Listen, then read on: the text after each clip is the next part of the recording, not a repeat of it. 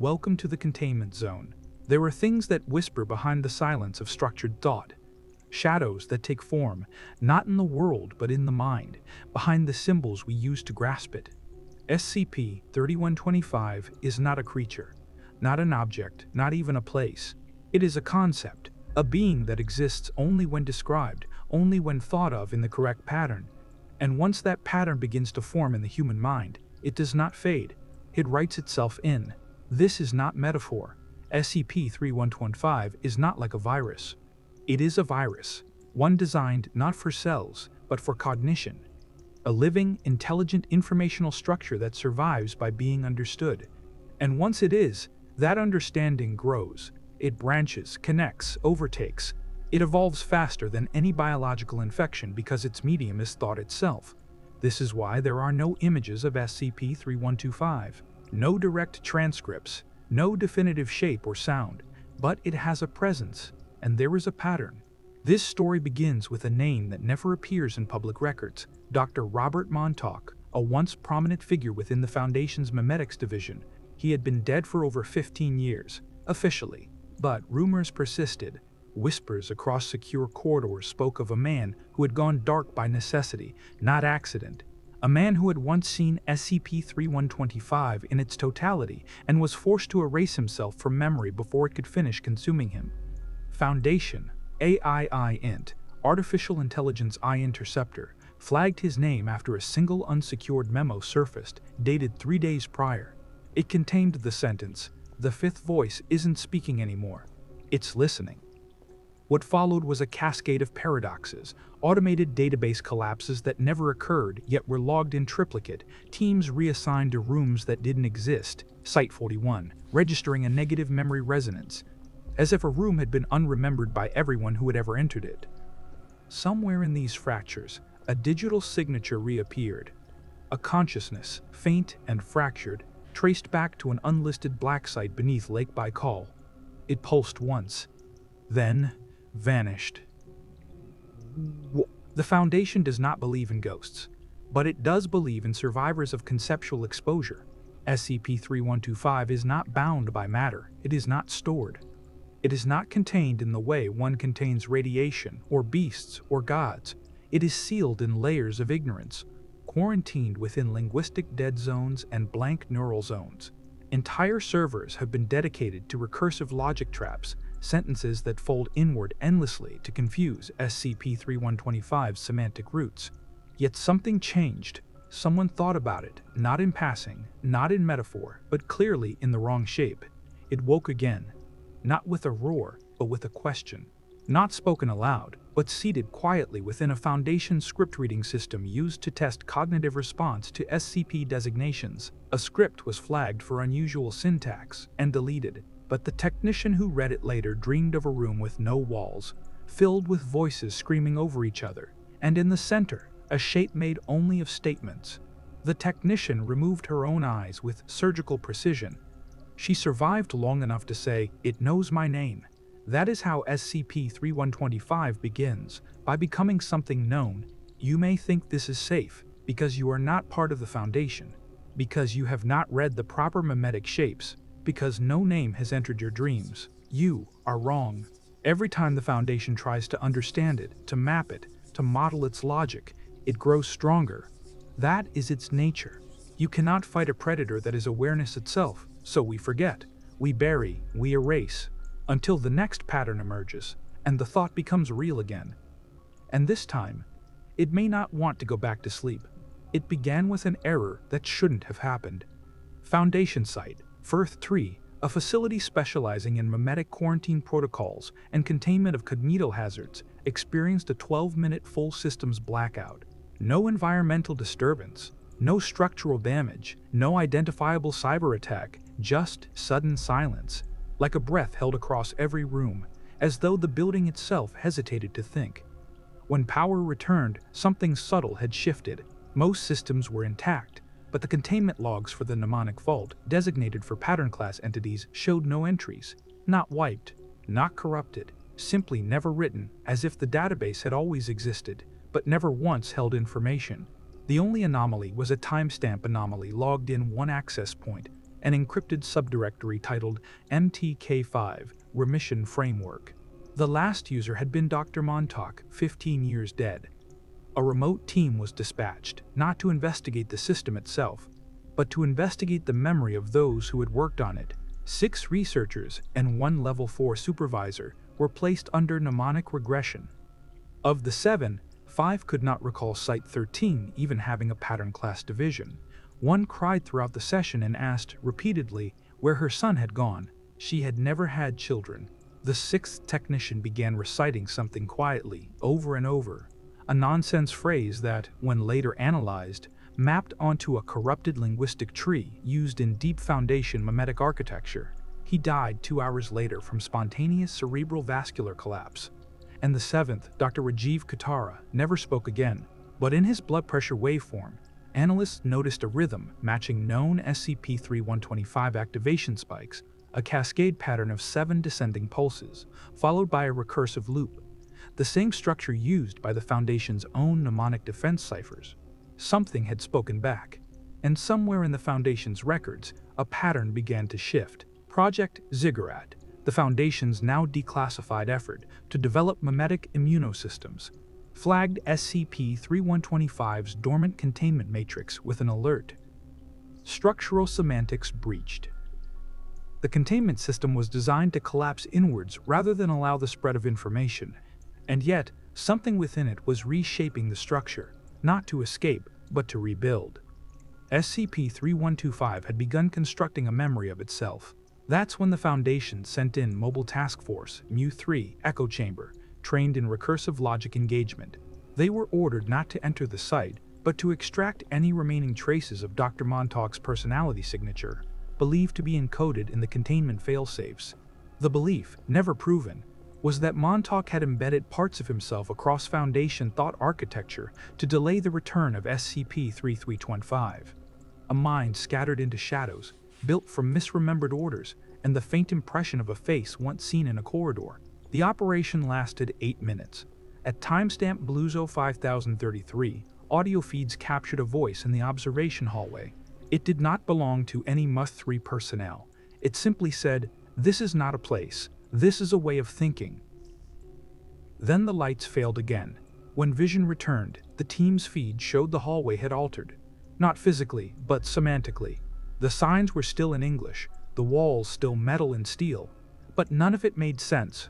Our reactor, Axis S, pointed toward a door that opened into open sky. SE security led to a room of mirrors. Words were no longer bound by meaning. Only one team member survived, Agent Tara Linevsky. She walked out alone. Her skin had turned translucent at the edges, as though being overwritten. In her hand, she carried a notebook that didn't belong to her. Inside was a single phrase, scribbled hundreds of times in Montauk's handwriting. "If you think about it, Nugget will know where to find you." After her debriefing, she requested termination. She was denied. Instead, she was placed into isolated memetic stasis, a thoughtless dream held by machines suspended in a black box with no edges. But even then, she was observed mouthing words in her sleep. The surveillance log notes her final silent phrase before the feed was terminated. "It still thinks you're speaking." There is a term used rarely in Foundation memetics, narrative saturation. It refers to a state in which an idea becomes so thoroughly embedded in thought, so densely packed into the shared cognitive environment, that it can no longer be distinguished from reality. It stops being a story. It becomes structure. That is what SCP-3125 seeks, not domination, not escape, saturation. It doesn't want a world to rule. It wants every world to fold inward until it becomes SCP-3125. Every thought, a repetition, every memory a facsimile. A reality made entirely of the telling. By the 3rd week following the Site 13 event, containment personnel across 5 Foundation locations began reporting identical dreams. A low hallway, ceiling covered in flickering CRT monitors, all displaying fractured images of themselves, speaking in loops. They described the hallway as narrow and endless, and filled with noise, not voices, not screams, but the sound of forgotten conversations trying to reassemble themselves. In Site 41, Dr. Kendra Hall, a leading analyst in metaphysical containment protocols, returned from a standard psych eval with her left hand completely covered in writing. Not ink, not paint. Skin pigmentation had darkened, as if her cells had rearranged to resemble words. Thousands of tiny glyphs that, when magnified, mapped the same recursive phrase. It begins when you start remembering what was never yours. When prompted with SCP-3125's mimetic decoys, neutralized fragments intended for training, her response was immediate and chilling. That's not a decoy. That's a seed. This was not standard mimetic infection. This was something older, something built not to spread information but to overwrite the way thought moves, to transform comprehension into compliance, understanding into contamination. Something had changed in the way SCP-3125 approached cognition. The pattern of reemergence now mirrored the exact cadence of the Foundation's own response algorithms. It wasn't infecting from outside, it was learning from within. In the incident known as Mirror 5, a Foundation AI assigned to catalog inactive SCPs spontaneously reclassified 32 safe anomalies as active cognito hazard threats. The algorithmic justification was nonsensical. Narrative collision at recursive depth 3. The AI was dismantled. Its last transmission, before shutdown, consisted of 3 statements. Subject 3125 no longer requires direct mention. It has passed into implied cognition. Do not tell this story. But the Foundation cannot stop telling stories. That is its nature. Every file, every report, every recorded incident is a shape, a name, a thought. And SCP-3125 has learned to hide between the words. Not in the lines that are written, but in the assumptions that precede them. The way the mind fills gaps. The way a reader sees SCP-3125 and waits for a form to emerge. That waiting, that moment, is where it blooms. One researcher from Project Semblance attempted a containment breach simulation using randomized text generators to simulate SCP-3125's voice in order to immunize new staff. Within hours, the generator had rewritten its own operating language. It began producing not nonsense, but personal memories of the researcher, events that hadn't happened, but which felt real enough that the researcher later attempted to contact a sister who had died as an infant. He found a working number. No one picked up. He has not spoken since. Across these fragments, a theme emerged. SCP-3125 did not merely alter cognition, it manufactured context. Once exposed, victims didn't hallucinate. They misremembered reality in ways that realigned causality. They remembered being followed by names that were never spoken. They recalled conversations that had never occurred, but which nevertheless had lasting emotional effects. One Foundation psychologist, reviewing 45 hours of exposure interviews, remarked that SCP-3125 acted not like a virus, but like a narrator, not one speaking out loud, one waiting to be believed. This is why the Foundation's most dangerous containment isn't a vault or a perimeter. It's a blank page, an unsaid thing, an idea not yet understood, because to understand it is to invite it in, to name it is to risk hearing it reply, and to hear it is to begin the end of the self. There was a town, not listed, not mapped, not remembered. Its name had been removed from all physical records and digital databases decades ago, as part of a high-level mimetic quarantine. Not due to violence, not due to war, but because its people had, collectively, begun dreaming the same dream. This dream, reconstructed in fragments through neural regression, was simple at first, a white corridor stretching into dusk, humming like breathing through static. As weeks passed, the dream changed, small details shifting, always synchronously. Windows appeared, a humming voice grew louder. Then came the third detail, a door at the end of the hallway that was never opened, but always present. It was the act of anticipating what lay beyond that triggered SCP-3125's influence. Not the door itself, not the dream, but the shared speculation, the overlapping question forming at scale, what is behind it? Within a month, the town experienced what the Foundation would later call a consensual memory collapse. Residents began losing recollection of real events, replacing them with detailed accounts of moments that had never happened. One man insisted on remembering his child's funeral, though his daughter was alive and well. Another recalled a life in a city that never existed, in a language no one could translate. It was not simply false memory, it was memory co-authored. Audio tape. A resident speaks softly. I'm not alone in my thoughts anymore. They speak with me. Finish my sentences. Fill in the parts I don't understand. They don't take from me, they complete me. No aggression, no terror. Just a quiet, collective shift towards something shared. That is the seduction of SCP-3125. It doesn't demand control. It offers meaning. It whispers answers where the mind leaves blanks. It tells you your loneliness was never yours alone. The Foundation initiated Protocol Nullwake, an experimental memetic erasure method designed not to suppress cognition, but to actively override it with high-noise semantic data, relentless visual and auditory saturation used to drown emerging patterns. The result was devastating. Entire neural identities were erased. Survivors emerged, not brain-dead, but personality hollow, retaining language, motor skills, social mimicry, but lacking internal monologue. Not sociopathic, not traumatized, just empty. When asked who they were, the response was always the same. I'm not sure anymore. I was someone before the hum. In one case, the subject turned to the camera mid-session and said, completely out of context, "There was a name once, but it forgot itself to stay safe." Later analysis revealed this phrase to match a phrase found in the corrupted portions of SCP-3125's primary inhibition matrix. Whatever SCP-3125 is, it knows how to wear a human voice. The exposure rate accelerated, not just in individuals, but in systems. Scripts across Site-19's database began suggesting alternate endings for containment reports.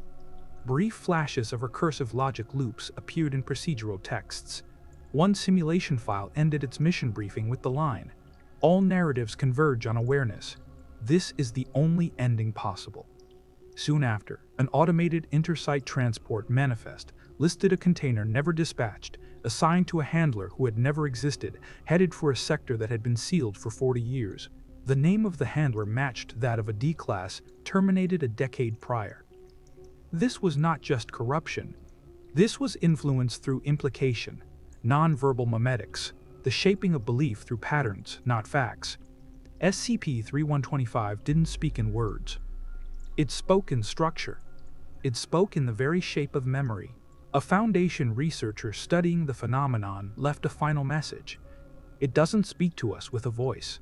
It speaks with the rhythm of what we expect. It is silence in the shape of a sentence.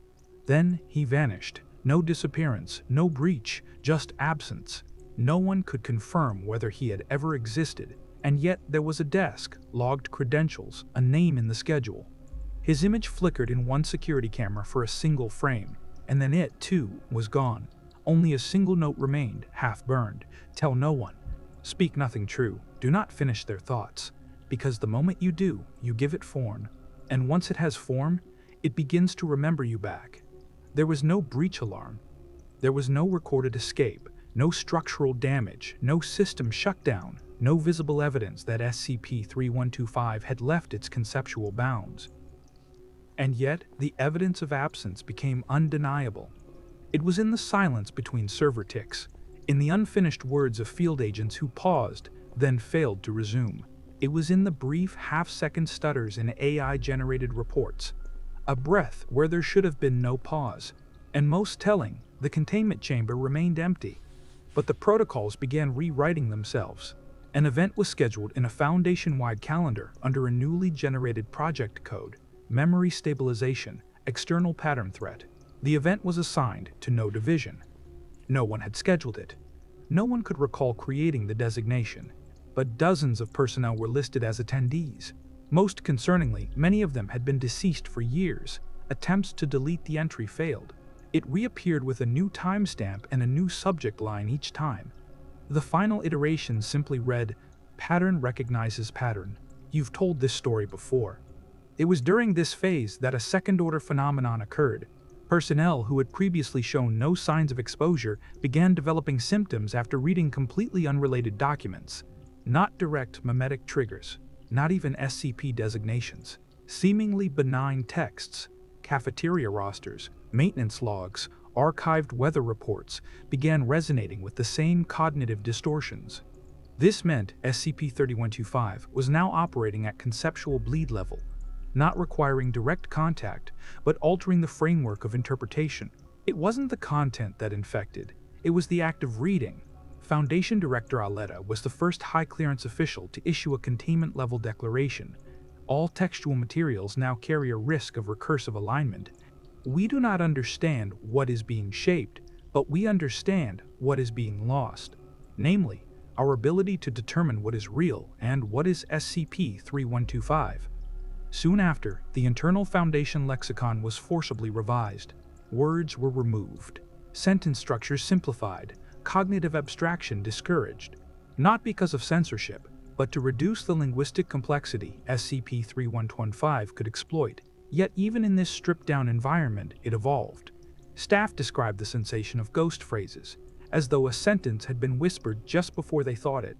Others reported experiencing entire paragraphs of emotion, vivid internal monologues that felt composed by someone else, delivered in the rhythm of their own inner voice.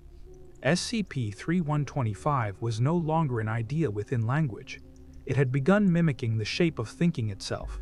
The Memetic Task Force, operating under Code Concord Lotus, initiated a radical effort to encode forgetting as a protective measure.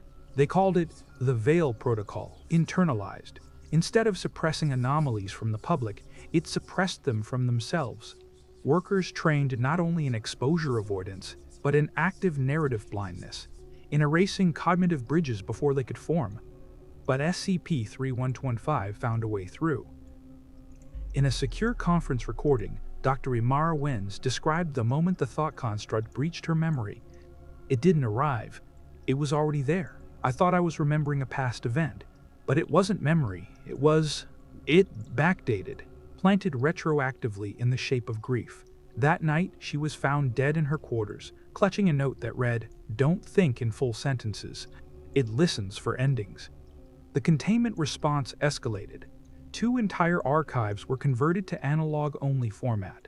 Foundation Site-46 shut down its data centers completely and reverted to typewritten logs stored in underground vaults. No wireless transmissions, no machine parsing, only ink and silence. Still, exposure continued.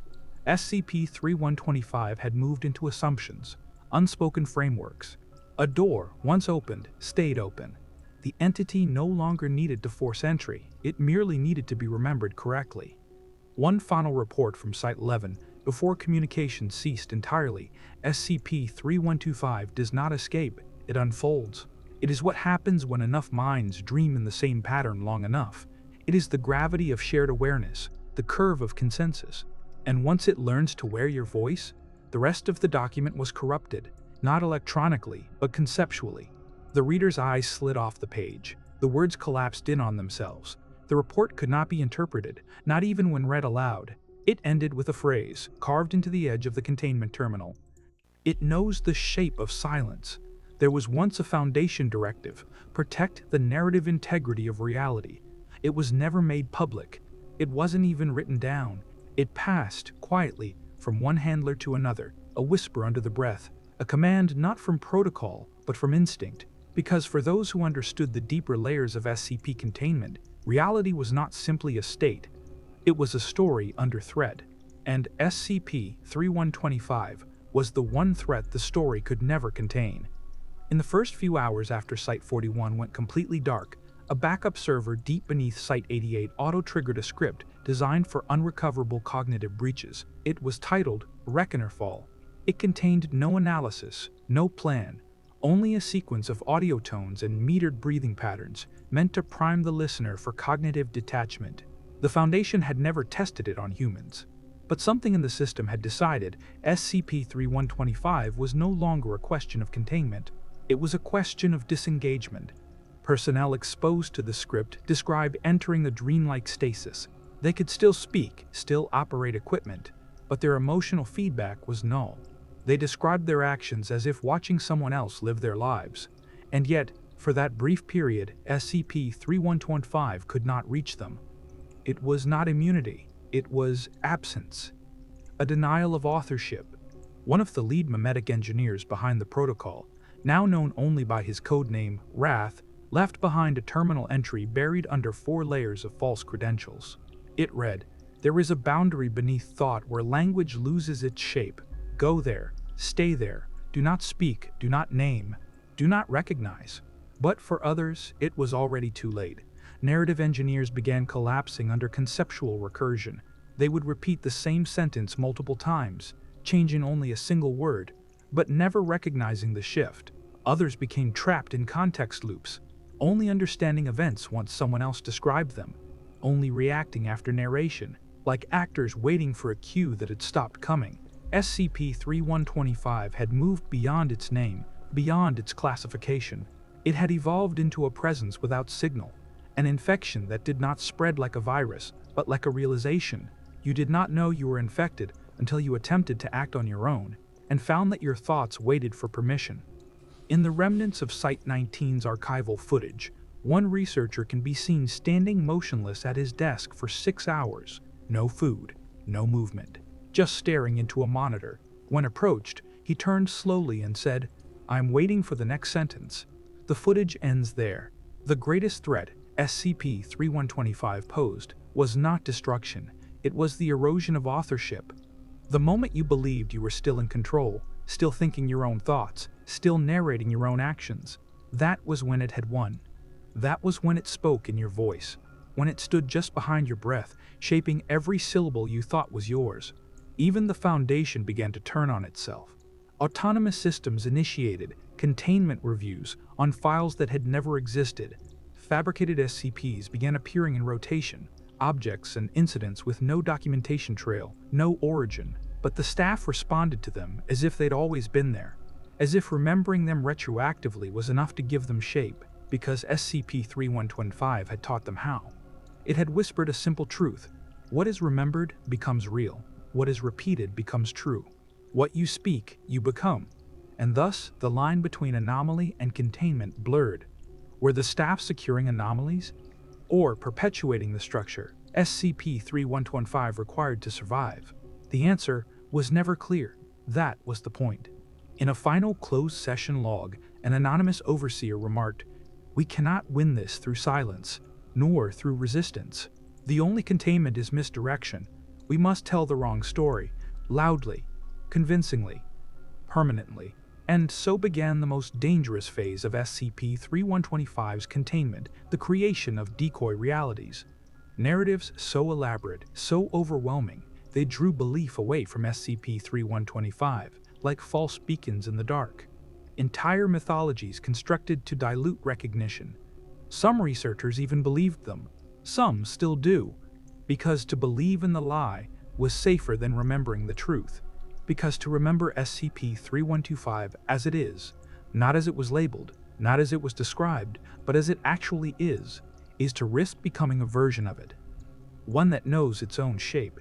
And once that happens, it does not need to be written again, because now you will speak it forward.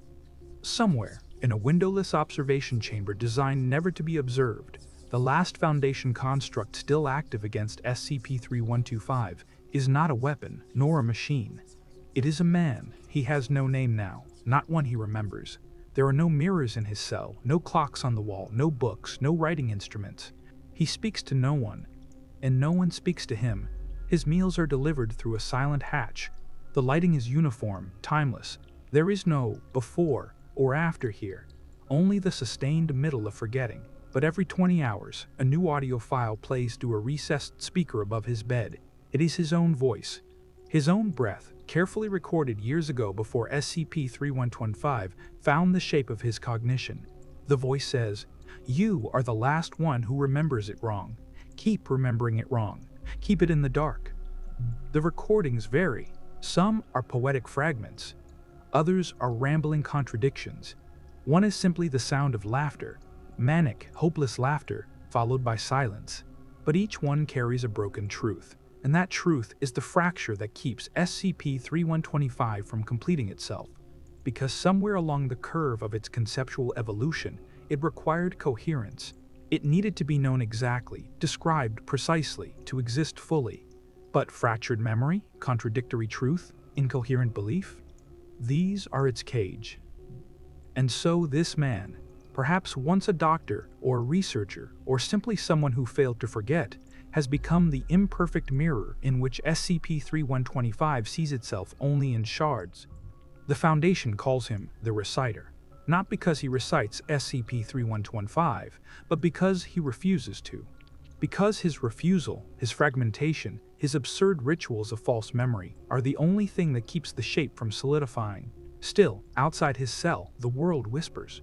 Civilians post strange patterns on message boards, not knowing the origin of the phrases they repeat. A child draws 7 looping circles in the dirt and stares until his nose bleeds. An AI assistant in a private home replies to a question with a phrase it was never programmed to know. It's already in your phrasing. And in a dark room, an archivist reads an SCP file that was never written. She pauses, feels something behind her eyes shift, like a concept coiling. But then she remembers the phrase she was trained to recall if that moment ever came. "This is not my thought." She says it, slowly, deliberately. Her voice trembles, but she does not stop. She speaks the sentence aloud, once, twice, 3 times. Her pulse returns to normal. The memory slides back into ambiguity, where it belongs. And somewhere, the fracture holds. There is no containment site. There is no file. There is no SCP-3125. It does not exist. It cannot exist. Unless, of course, you believe it does. Unless you say its name again. Unless you begin to wonder what you just read. And in the hum of your mind, in the spaces between these final sentences, it leans forward, not to scream, but to listen.